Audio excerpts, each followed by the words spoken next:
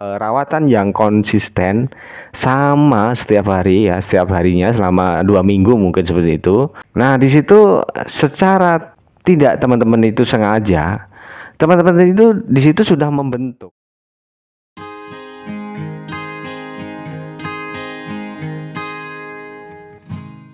Assalamualaikum warahmatullahi wabarakatuh. Halo sahabat Usahawi, kita berjumpa kembali. Pada kesempatan kali ini kita akan coba membahas pertanyaan yang masuk dari teman kita yang memiliki akun adalah Om Muhaimin. Sebelumnya terima kasih dahulu untuk Om Muhaimin. Nah, ini saya cek, saya lihat Om Muhaimin ini aktif ya, sering mampir, sering berkomentar. Nah, terima kasih ya Om ya, udah sering mampir ke channel ini ya. Nah, pertanyaan beliau seperti ini. Oh iya Mas, fungsi colokan mau berangkat dan di lokasi itu buat apa ya? Karena saya main ijo dari dulu, jadi kedoktrin selalu pakai colokan karena takut burung nggak ada tenaga. Alhasil sering pasang badan dan jeda dan nampar nembak volume lumayan seperti ketinggian setnya. Harian jangkrik 5 pagi 5 sore, mandi 2 hari sekali. Kalau ndak mandi cabul ekor. Belum saya coba main tanpa stud EF, pasti selalu saya kasih EF.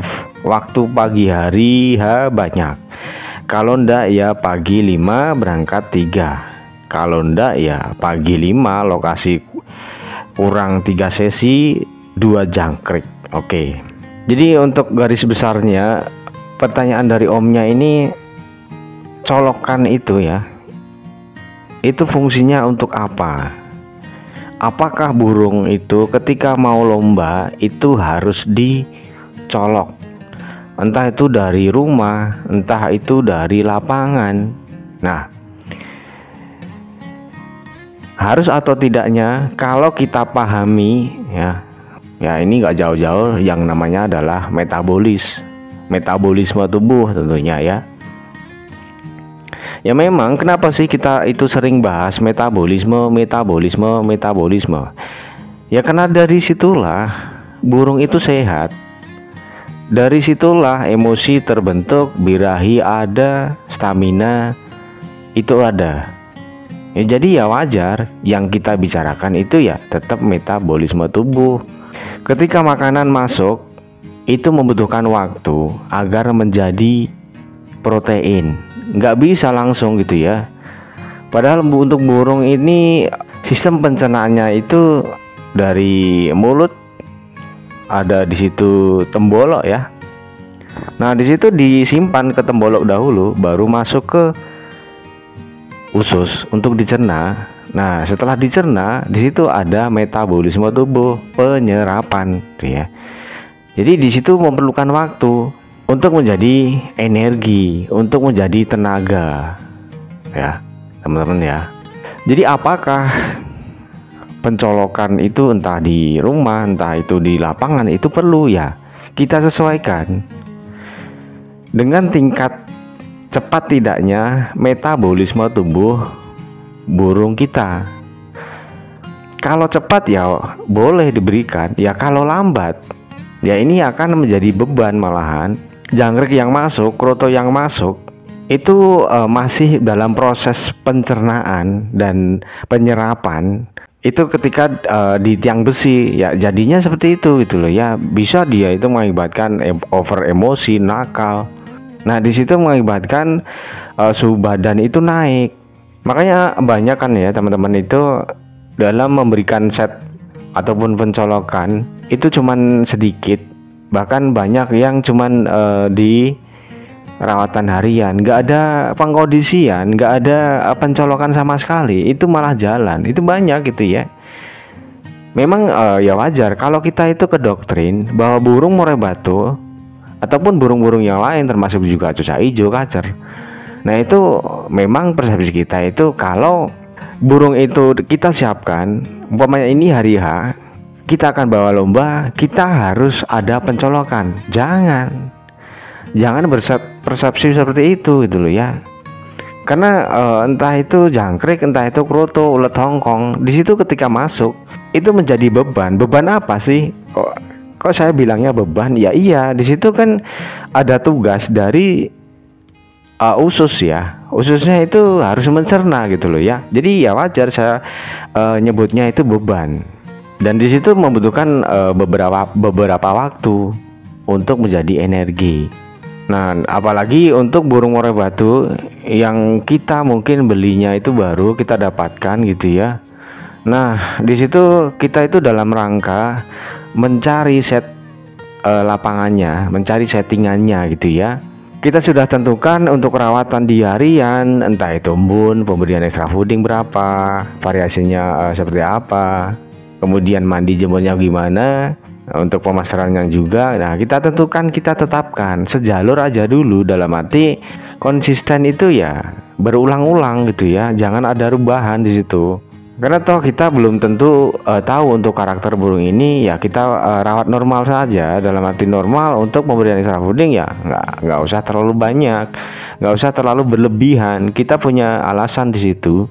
Nah, sekiranya kita sudah rawat burung ini 1 atau 2 minggu, yang penting dalam proses perawatan harian itu nggak ada gejala dia itu ciak bulu, dia itu ciak ekor. Nah itu ya sudah, untuk perawatan tetapkan aja dulu. Nah setelah itu kita mau coba nih burung ini gitu ya, di hari ini gitu ya. Ya sudah, berikan rawatan itu di harian saja. Jangan ada pencolokan, jangan dibuat aneh-aneh. Karena apa ya, kita itu kan saya bilangnya dari awal, kita itu belum tahu karakter burung ini gitu ya, karena baru gitu loh ya. Dan ini punya alasan juga saya itu ya bilangnya, kenapa di harian itu nggak usah ada pencolokan ataupun extra fooding yang aneh-aneh. Alasannya apa teman-teman? Karena setelah kita rawat 1 atau 2 minggu, yang di situ adalah rawatan yang konsisten sama setiap hari ya, setiap harinya selama 2 minggu mungkin seperti itu. Nah di situ secara tidak teman-teman itu sengaja, teman-teman itu di situ sudah membentuk ya, menetapkan suhu tubuh burung ini. Dia itu akan menyesuaikan dengan rawatan yang telah teman-teman berikan ke burung ini gitu loh ya. Paham nggak teman-teman? Jadi karena kebiasaan teman-teman itu memberikan mungkin 5 jangkrik pagi, 5 jangkrik sore, kemudian 2 kali kroto 1 minggunya. Nah di situ dia akan beradaptasi dengan rawatan kita gitu loh ya. Nah pada hari H otomatis suhu tubuhnya itu ya, pencernaannya itu juga sama dengan hari sebelumnya ketika dalam proses rawatan. Nah, kalau di sini ada penambahan atau pengurangan atau variasi extra fooding ya, atau penambahan penjemuran ataupun pemandian. Nah, seperti itu berarti suhu tubuh yang sudah terbentuk, yang dia sudah adaptasi tadi. Nah, ini teman-teman itu secara tidak langsung